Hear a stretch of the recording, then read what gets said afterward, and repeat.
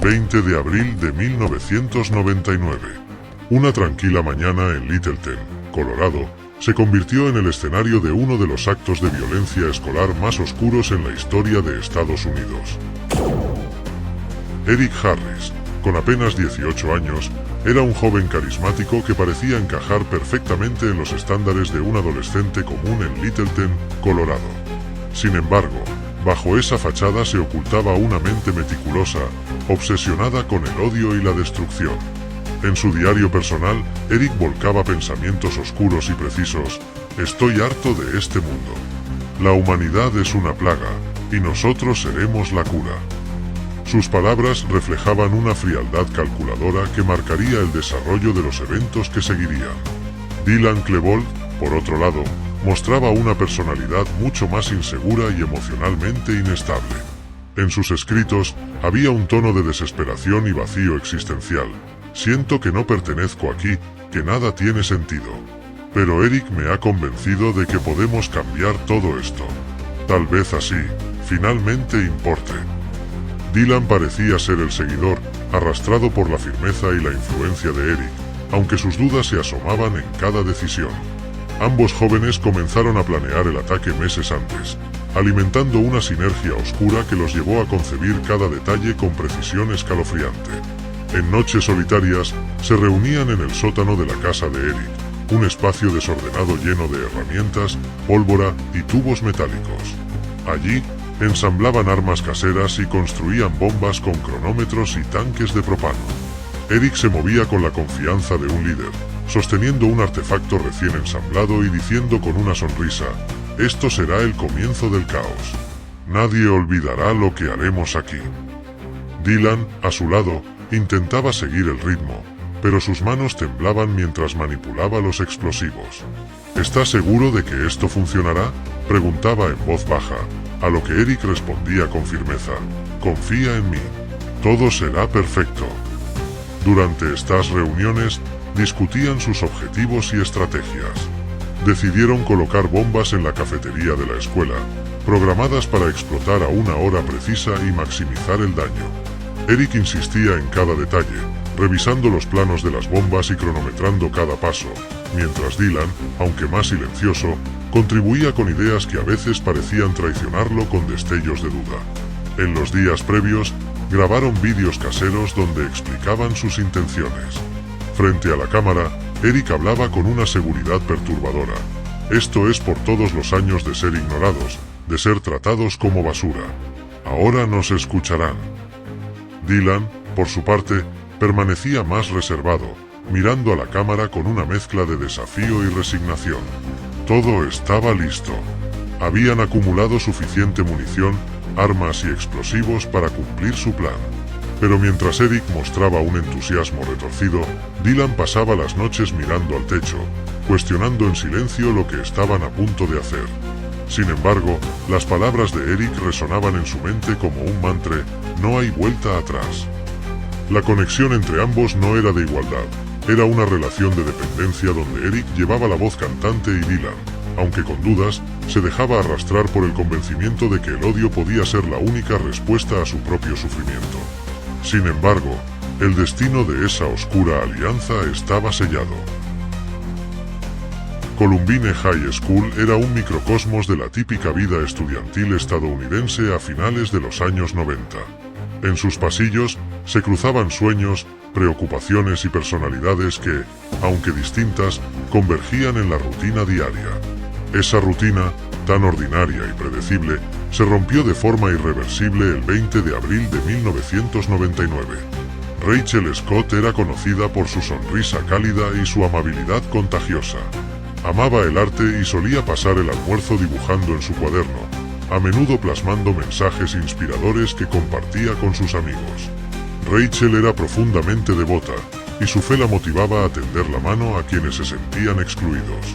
«Puedes cambiar el mundo siendo amable», solía decir a sus compañeros. Esa actitud positiva la hacía destacar, aunque también la convertía en un blanco de burlas por parte de algunos. Cassie Bernal, en contraste, era una joven introspectiva que había atravesado un periodo oscuro en su vida antes de redescubrir su fe. Ese cambio interno la había llevado a reflexionar profundamente sobre quién era y quién quería ser. A menudo se le veía leyendo en la biblioteca o hablando con su grupo cercano de amigos sobre temas espirituales. Pero, como muchos adolescentes, también luchaba con dudas e inseguridades, preguntas sobre el significado de su vida que la mantenían despierta por las noches. El resto de los estudiantes vivían atrapados en la dinámica típica de la escuela secundaria. Grupos de amigos se reunían en los pasillos, los deportistas dominaban las charlas sobre los próximos juegos, y los más introvertidos buscaban refugio en la biblioteca o en los laboratorios. Algunos, como Richard Castaldo, preferían sentarse al aire libre durante el almuerzo, disfrutando del sol de primavera mientras charlaban sobre música o películas. Los maestros eran figuras familiares, esforzándose por mantener el equilibrio entre la disciplina y la cercanía con sus estudiantes. En la cafetería, la señora Darling K. Lance servía con una sonrisa mientras comentaba con los estudiantes sus planes para el fin de semana. En el aula, Dave Sanders, entrenador y profesor de informática, era conocido por su dedicación y su manera inspiradora de guiar a los estudiantes, recordándoles constantemente que podían superar cualquier obstáculo. En ese entorno, Eric Harris y Dylan Klebold pasaban desapercibidos. Eric, aunque socialmente hábil, mantenía a la mayoría a distancia, ocultando su odio detrás de una máscara de normalidad.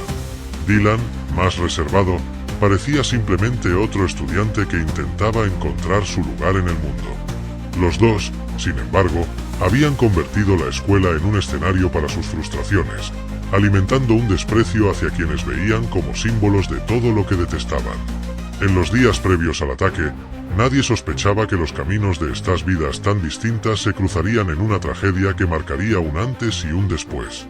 Rachel, Casey, Richard y muchos otros interactuaron, quizás sin saberlo, con Eric y Dylan en los pasillos. Una mirada rápida, una palabra fugaz o una sonrisa indiferente fueron los últimos vestigios de la normalidad antes de que todo se convirtiera en caos. La atmósfera era ligera y despreocupada, como suele ser en cualquier escuela secundaria. Ese martes, los estudiantes se preparaban para la semana, intercambiaban chistes y repasaban exámenes. Pero como las nubes oscuras que se acumulan antes de una tormenta, el destino avanzaba inexorablemente, dispuesto a cambiar para siempre sus vidas. En los días previos al ataque, Eric Harris y Dylan Klebold dejaron rastros inquietantes de sus intenciones, señales que pasaron inadvertidas en un entorno que no sabía cómo interpretarlas. Para un proyecto escolar, Eric y Dylan presentaron una serie de vídeos en los que recreaban escenas de tiroteos, explosiones y violencia. Las imágenes, grabadas con una cámara casera, mostraban a ambos empuñando armas improvisadas mientras se burlaban de sus víctimas ficticias. Lo que parecía una simple dramatización era, en realidad, un ensayo de lo que planeaban hacer. Un compañero, al ver el vídeo, comentó entre risas: «Estos tipos están locos, ¿de dónde sacan estas ideas?». Pero la preocupación no fue más allá del asombro superficial. El proyecto fue evaluado y archivado como otro ejemplo de creatividad adolescente. En los pasillos y durante las clases, Eric se permitía deslizar comentarios que, aunque ambiguos, tenían un trasfondo alarmante. «Un día todos recordarán mi nombre», dijo con una sonrisa. Dylan, más reservado, lo complementaba con frases menos directas pero cargadas de frustración. «Si la vida es una broma, es hora de que nosotros hagamos el último movimiento». Un grupo de compañeros se burlaba de ellos en voz baja. Uno incluso comentó: «A esos dos solo les faltan los sombreros de vaquero para parecer los malos de una película». Pero nadie lo tomó en serio. En una clase de arte, mientras el maestro revisaba los trabajos de los alumnos, se encontró con un cuaderno perteneciente a Eric. Entre bocetos de armas y figuras humanas ensangrentadas, había un esquema detallado de algo que parecía una bomba. El maestro levantó una ceja y preguntó: «Eric, ¿qué significa esto?». Eric respondió con calma: «Solo estaba jugando con ideas para un videojuego». El maestro, tras una breve pausa, sonrió incómodo: «Bueno, solo asegúrate de mantenerlo en la ficción». El cuaderno fue devuelto y el incidente quedó archivado mentalmente como una simple fase de rebeldía juvenil. En un entorno donde la rutina era la regla, Estas señales se diluyeron entre las dinámicas diarias. La comunidad escolar, atrapada en su propia burbuja de normalidad, no pudo percibir que debajo de la superficie había una tormenta acumulándose. Las señales estaban allí, visibles, casi gritando por atención. Pero, como a menudo ocurre en estos casos, el peligro parecía tan improbable que la indiferencia ganó la partida. Columbine, como muchas otras escuelas, no supo escuchar el susurro del desastre antes de que se convirtiera en un grito ensordecedor. Lo inevitable está a punto de suceder, pero todos los protagonistas del entorno escolar, sin saberlo, dejaron escapar la última oportunidad de evitarlo. La luz gris del amanecer cubría Littleton, Colorado, mientras sus habitantes comenzaban un día aparentemente común. En una habitación desordenada, Eric Harris se inclinaba frente a una cámara de vídeo, ajustando el ángulo mientras su rostro mantenía una expresión fría y resuelta.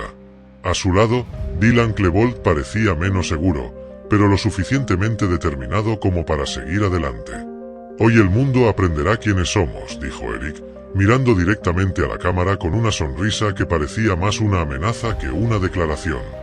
Dylan lo siguió con una afirmación breve y más apagada. «Esto es por todo lo que nos han hecho. Por todo lo que nos han quitado». La grabación se detuvo. Habían dejado su mensaje final. En las casas de sus familias, la rutina seguía sin alteraciones. La madre de Eric preparaba el desayuno, preguntándose si su hijo estaría a tiempo para la primera clase. Los padres de Dylan, aunque conscientes de la melancolía habitual de su hijo, nunca habrían imaginado el peso de lo que guardaba en su mente. Ambos salieron de casa sin levantar sospechas, con mochilas llenas, pero no de libros. En el estacionamiento de la escuela, Eric y Dylan estacionaron sus autos estratégicamente, asegurándose de que sus arsenales estuvieran listos para ser utilizados.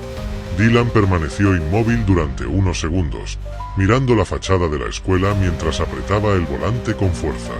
Su rostro mostraba una mezcla de miedo y arrepentimiento. «Podemos detener esto», murmuró, más para sí mismo que para Eric.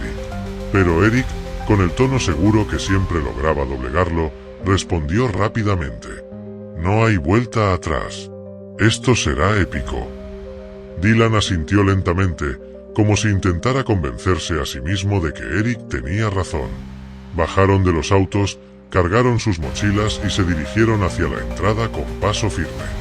El reloj marcaba las 11:10 de la mañana. La calma del campus contrastaba con el caos que estaba a punto de desatarse. Para el resto de los estudiantes, era un día cualquiera. Para Eric y Dylan, era el día en que la historia cambiaría para siempre. El cronómetro de las bombas instaladas en la cafetería de Columbine marcaba el momento exacto. Eric y Dylan esperaban fuera, observando cómo los estudiantes se agrupaban en mesas, charlaban y disfrutaban del almuerzo. Todo estaba planeado para comenzar con una explosión devastadora que desencadenaría el caos. Pero los artefactos fallaron. Los segundos de espera se convirtieron en una eternidad. Eric, con una mezcla de frustración y determinación, miró a Dylan. «Vamos a hacerlo nosotros mismos», dijo con una sonrisa perversa mientras sacaba su arma. Eric y Dylan caminaron hacia el césped cercano al estacionamiento. Rachel Scott y Richard Castaldo, sentados en la hierba bajo el cálido sol de primavera, fueron los primeros en notar la presencia inusual.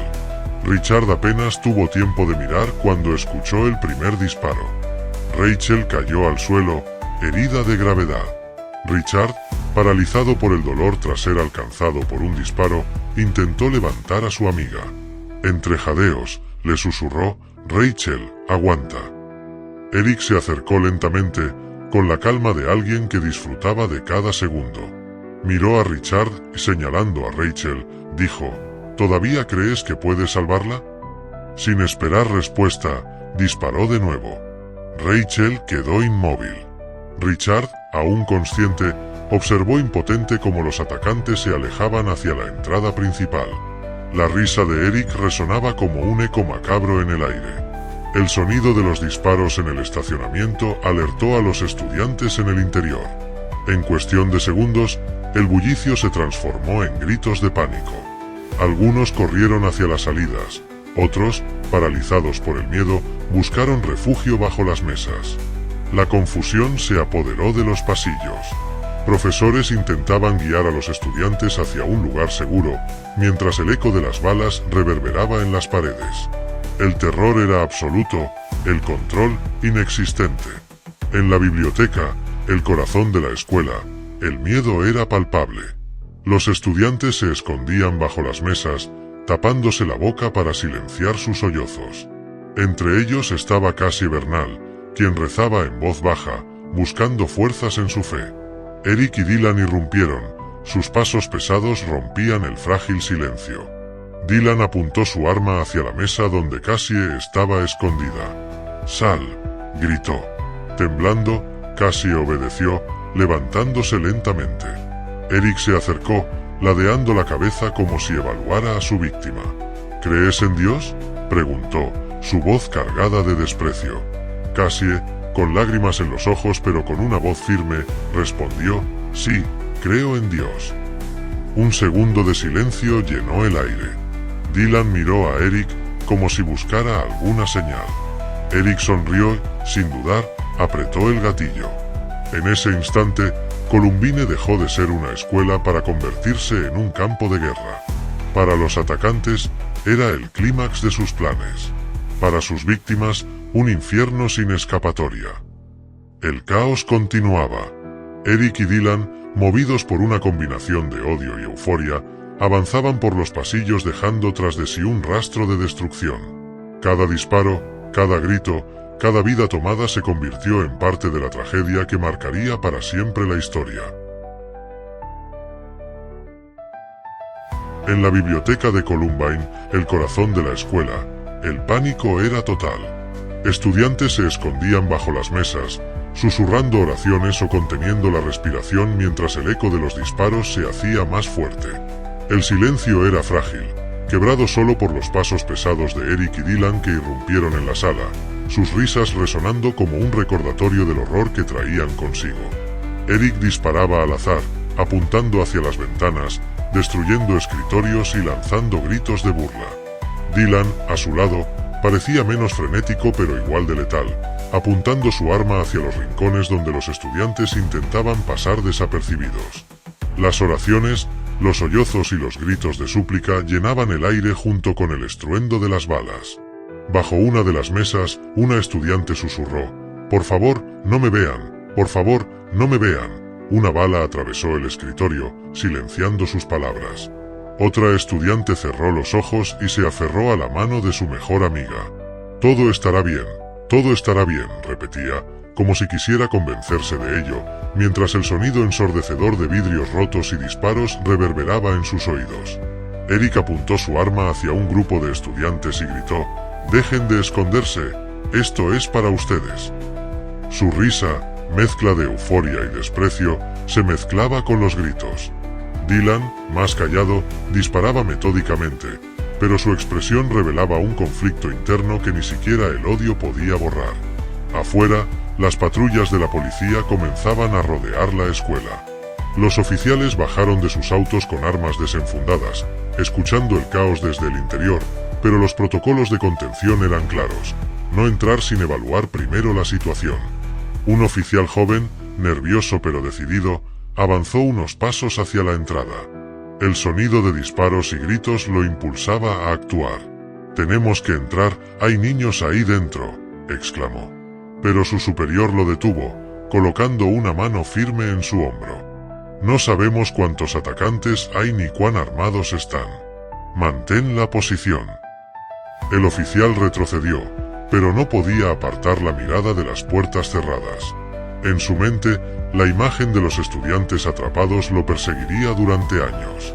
Mientras tanto, en los alrededores de la escuela, los padres comenzaban a llegar, atraídos por las llamadas de emergencia y las noticias. Los rostros llenos de miedo buscaban respuestas en las miradas vacías de los oficiales. «¿Dónde está mi hija? Déjenme entrar», gritaba una madre, mientras un policía trataba de calmarla sin éxito.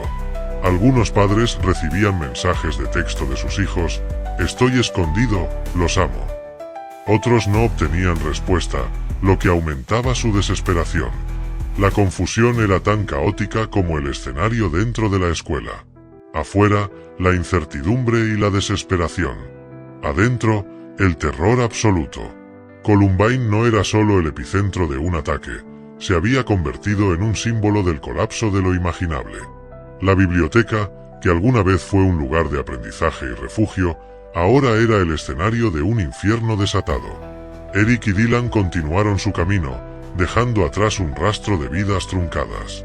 Las balas seguían silbando, los gritos persistían, y la sensación de desesperanza impregnaba cada rincón. Columbine estaba en llamas, no de fuego, sino de un dolor que marcaría a una nación para siempre. La biblioteca de Columbine, que había sido escenario de terror durante casi una hora, quedó sumida en un silencio inquietante, interrumpido solo por los jadeos de los estudiantes que seguían ocultos bajo las mesas. Eric Harris y Dylan Klebold, con sus armas aún en las manos, se retiraron al fondo del espacio, donde finalmente se sentaron, agotados por el peso de su propio caos. Ambos se miraron por un instante. No dijeron nada, pero sus gestos lo decían todo. Una mezcla de agotamiento, frustración, quizás un atisbo de realización de lo que habían hecho. Una cámara de seguridad en la esquina de la biblioteca capturó este último momento. Eric limpiándose el sudor de la frente, Dylan mirando al suelo mientras ajustaba su arma. Eric, con una sonrisa fría, rompió el silencio. «Llegamos al final, amigo». Dylan asintió débilmente, sin responder. Sus manos temblaban, no por el miedo, sino por la acumulación de emociones que ni siquiera él podía procesar. Los dos se colocaron en posiciones opuestas, con las armas apuntando hacia sus propias cabezas. Eric fue el primero en disparar, su cuerpo cayendo al instante sobre una pila de libros esparcidos. Dylan, tras una pausa de unos segundos, cerró los ojos y siguió el mismo destino. Cuando todo terminó, la biblioteca quedó en un silencio absoluto. Los estudiantes escondidos, aterrados y confundidos, comenzaron a salir lentamente de sus escondites, algunos llorando, otros simplemente aturdidos por la magnitud de lo vivido. Eric Harris y Dylan Klebold habían planeado su ataque como un grito de odio hacia el mundo, pero en última instancia solo encontraron su propia oscuridad. Consumidos por la ira, el odio y la desesperación, sus vidas terminaron como habían vivido sus últimos meses, en aislamiento, con la única compañía de su odio mutuo y una sensación de vacío que ni siquiera la violencia pudo llenar. Un dibujo simulado de la escena final de la biblioteca muestra a los dos cuerpos inmóviles. Esta foto sí existe, pero no podemos mostrarla aquí, rodeados por el caos que dejaron a su paso.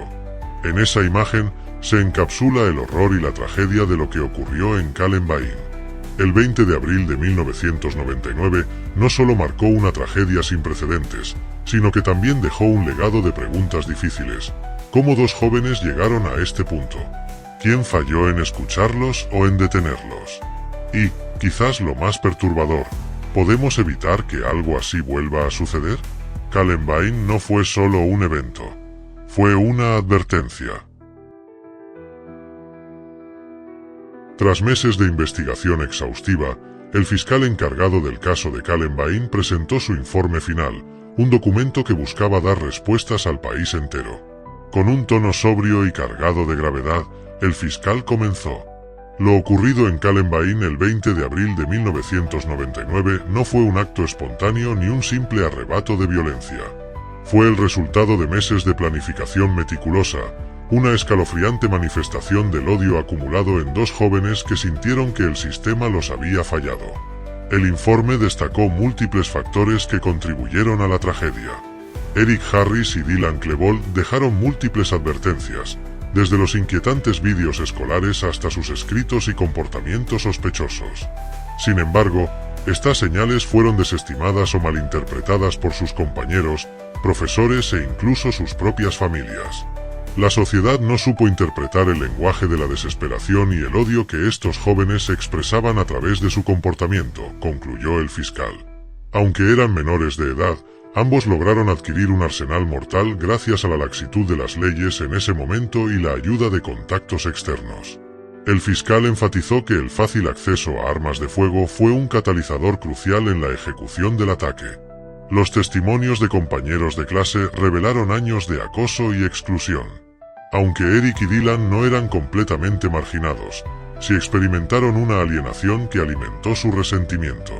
Si bien la mayoría de los jóvenes enfrentan estas dificultades sin recurrir a la violencia, en este caso, la combinación de aislamiento social, problemas emocionales y falta de intervención creó un cóctel explosivo. No podemos señalar a un único culpable más allá de los atacantes, pero es evidente que fallamos como sociedad. Fallaron los sistemas que debían proteger a nuestros jóvenes: el educativo, el familiar y el legal. La decisión de Eric y Dylan de quitarse la vida en la biblioteca fue analizada por los expertos consultados en el caso. Se concluyó que su suicidio era el acto final de su plan, un símbolo de que nunca enfrentarían las consecuencias de sus acciones ni darían a la sociedad la oportunidad de juzgarlos. Terminaron consumidos por la misma oscuridad que desataron en Columbine. Para ellos, no había redención, solo un final que consideraban inevitable, afirmó el fiscal en su declaración. Columbine no fue solo una tragedia. Fue un espejo que nos obliga a mirar nuestras fallas como sociedad, la incapacidad de prevenir, de actuar, de escuchar. Si no aprendemos de este horror, lo estamos condenando a repetirse. El caso de Columbine marcó un antes y un después en la historia de Estados Unidos. Fue un recordatorio brutal de las consecuencias de la indiferencia y la falta de acción frente a las señales de alarma. Años después, el eco de los disparos sigue resonando, no solo en los pasillos de esa escuela, sino en la conciencia colectiva del mundo. La violencia no nace en el vacío, germina en el terreno fértil del abandono, la indiferencia y la incomprensión. Escuchar el silencio de quienes sufren puede ser la diferencia entre un acto de destrucción y una oportunidad de redención.